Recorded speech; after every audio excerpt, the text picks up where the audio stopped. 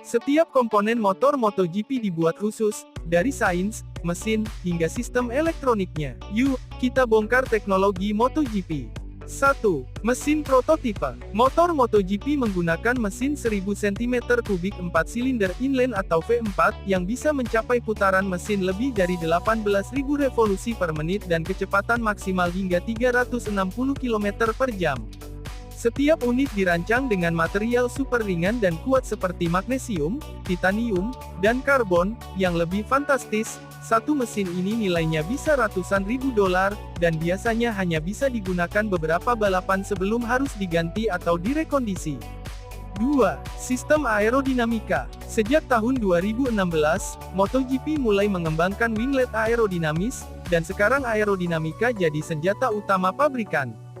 Ducati memelopori penggunaan perangkat aerodinamika untuk menambah downforce gaya tekan ke bawah.